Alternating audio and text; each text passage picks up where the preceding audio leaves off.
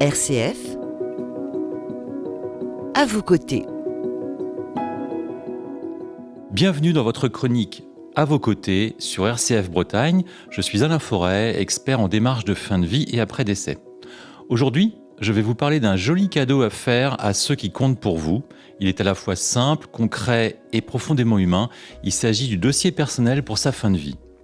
Ce dossier, c'est un peu la boussole qu'on laisse à ses proches pour qu'ils puissent traverser plus sereinement les semaines et les mois qui suivent notre départ. Parce que lorsqu'un décès survient, il faut effectuer en moyenne une 60aine de démarches.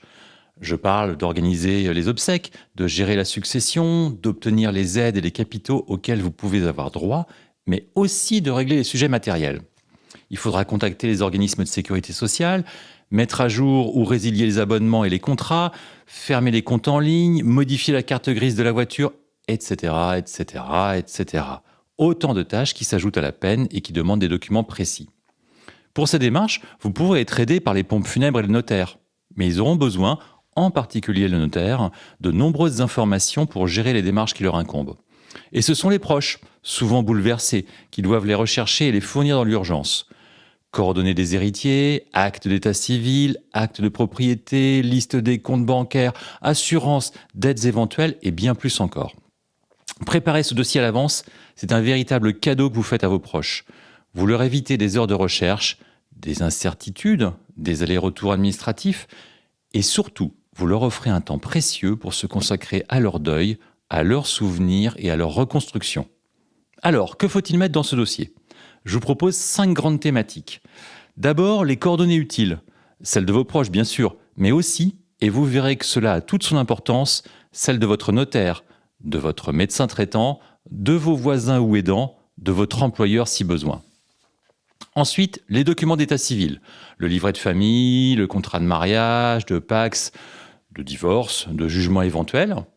En troisième rubrique, toutes les données concernant vos biens et vos économies, les titres de propriété, le contrat de location ou de bail, les comptes bancaires, livrets, assurances, emprunts en cours. Voilà.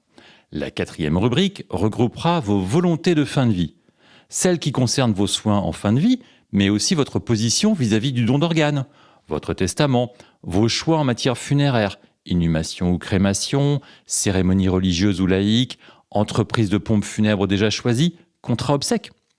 Enfin, la dernière rubrique traitera des comptes numériques.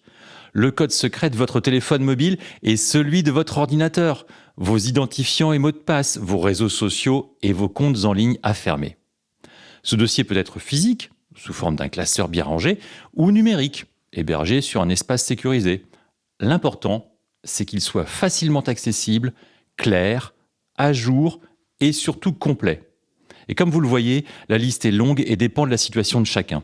Et c'est là que je peux intervenir pour vous garantir de ne rien oublier. Grâce à mon accompagnement, je vous aide à construire ce dossier pas à pas, selon votre situation personnelle. Je vous pose les bonnes questions et je vous aide à retrouver les bons papiers.